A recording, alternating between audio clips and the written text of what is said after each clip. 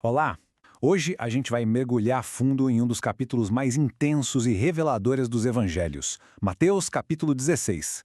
É interessante pensar nesse capítulo porque ele se desenrola quase como uma peça de teatro, sabe? Em 3 atos bem definidos.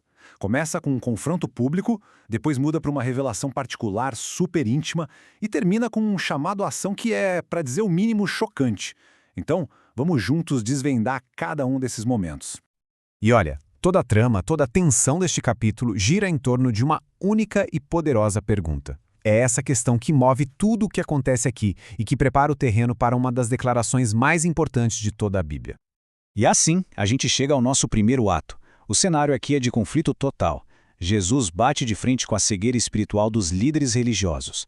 Pessoas que, apesar de todo o conhecimento que tinham, simplesmente não conseguiam ou não queriam ver a verdade que estava bem na frente deles.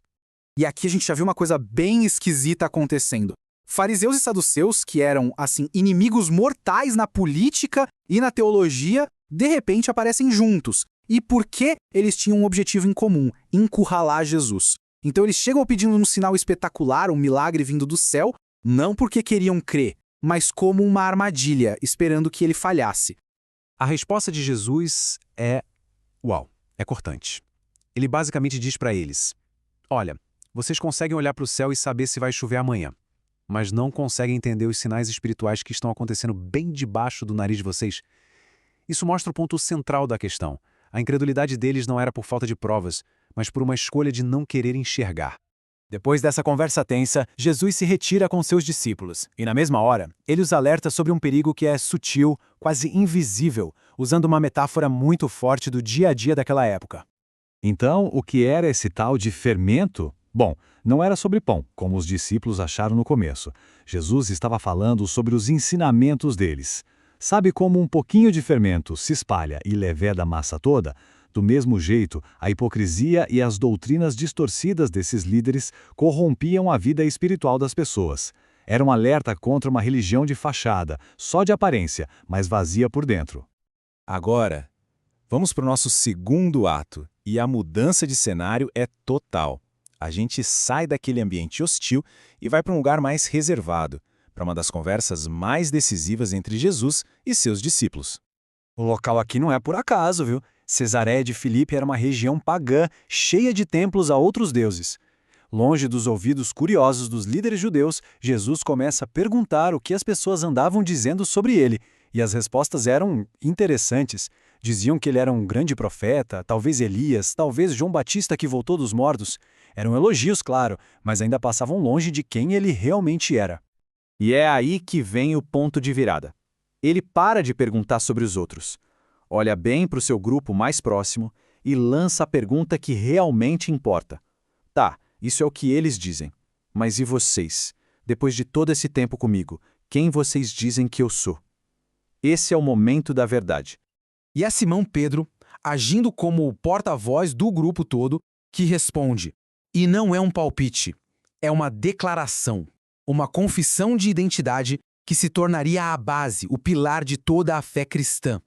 Jesus, na mesma hora, valida a origem dessa confissão. Ele fala para Pedro, olha, isso aí não veio da sua cabeça, não foi um raciocínio seu, não foi carne e sangue que te contou isso, mas o meu Pai que está nos céus. Ou seja, era um conhecimento que só podia vir de Deus.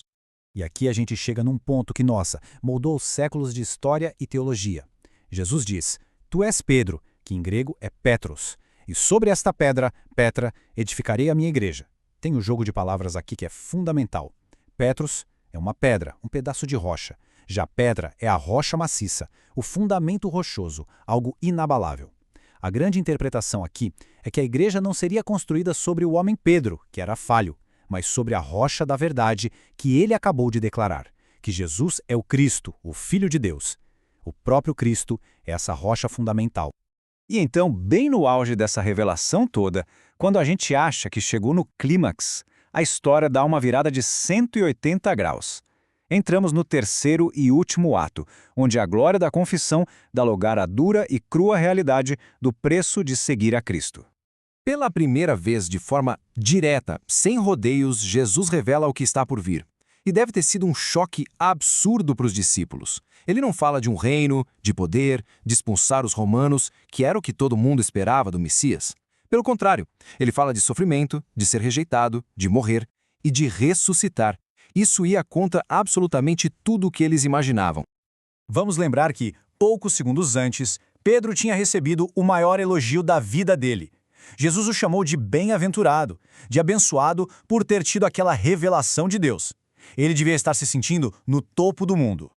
E no instante seguinte, quando ele tenta demover Jesus desse caminho da cruz, ele ouve as palavras mais pesadas que talvez Jesus já tenha dito a alguém. A mesma pessoa que foi um canal de Deus se torna, num piscar de olhos, uma pedra de tropeço, um obstáculo no caminho. A mudança de status é vertiginosa. Mas calma, por que uma repreensão tão severa? É crucial entender isso. Jesus não estava dizendo que Pedro era o diabo.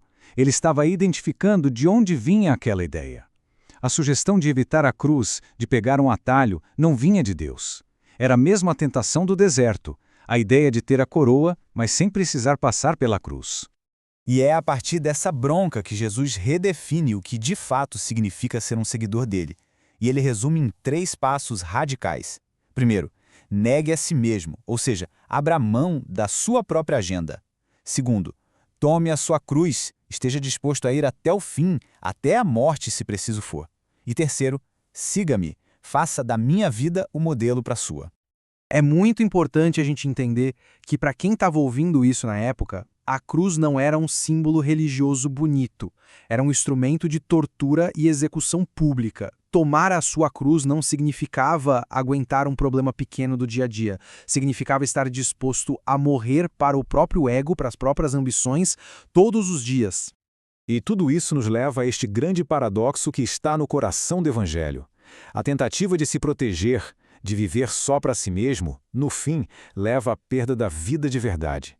Mas ao entregar a vida, ao perdê-la por amor a Cristo, é aí que a pessoa encontra a vida em sua forma mais plena e real.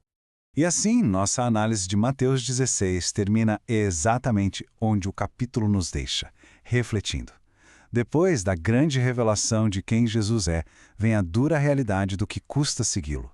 E a gente fica com essa pergunta inevitável, que ecoa até hoje. Afinal, qual é o verdadeiro preço do discipulado?